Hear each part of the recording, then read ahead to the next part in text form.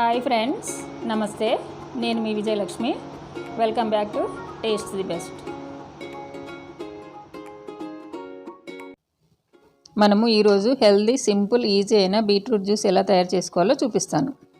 బీట్రూట్లో nitrate శాతం ఎక్కువగా ఉంటుంది. ఇది వారానికి కనీసం 2-3 సార్లు అయినా తీసుకుంటే రక్తము వృద్ధి చెందుతుంది, రక్త ప్రసరణ బాగా జరుగుతుంది. జాయింట్ పెయిన్స్ ఉన్న వాళ్లకు బాగా పనిచేస్తుంది. డైజెషన్కి పనికి వస్తుంది. క్యాలరీస్ తక్కువగా ఉండి విటమిన్స్, మినరల్స్ ఎక్కువగా ఉంటాయి. వెయిట్ లాస్ వాళ్ళకు కూడా బాగా పనిచేస్తుంది.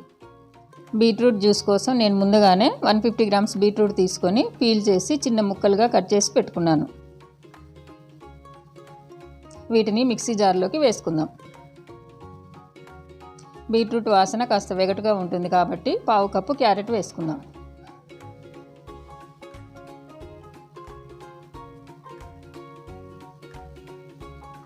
అదేవిధంగా 1/2 కప్పు షుగర్ వేసుకుందాం. 1/2 ఇంచు అల్లం ముక్కను సన్నగా తరుక్కొని వేసుకుందాం. 2 నుంచి 3 ఐస్ ముక్కలు వేసుకొని బ్లెండ్ చేసుకుందాం. మీకు ఇష్టమైతే వాటర్ కూడా వేసుకోవచ్చు.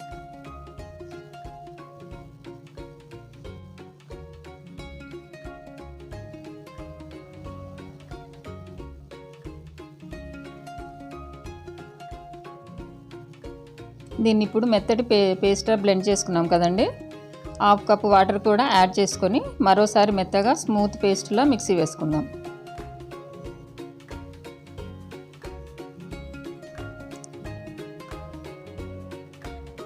బీట్రూట్ జ్యూస్ రెడీ అయింది కదండి. బౌల్లోకి వడగట్టుకుందాం. ఒక గిన్నె తీసుకొని కాటన్ క్లాత్ పరిచి బీట్రూట్ జ్యూస్ను వేసుకొని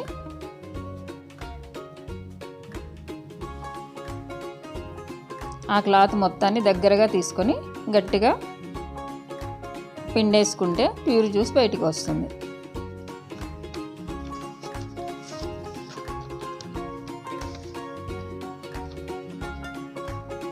ఎంతవరకు వీలైతే అంతవరకు పిండేసుకోవాలండి.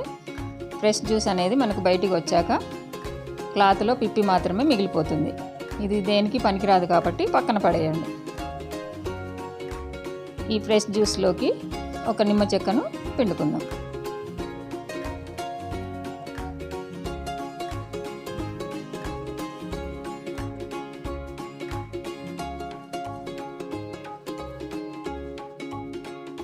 పించ్ ఆఫ్ సాల్ట్ వేసుకొని ఒకసారి కలుపుకుందాం.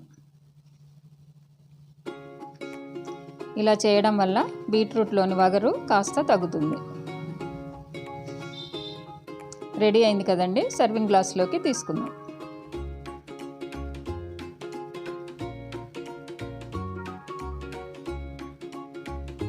దీనిలోకి 2 ఐస్ ముక్కలను వేసుకుందాం.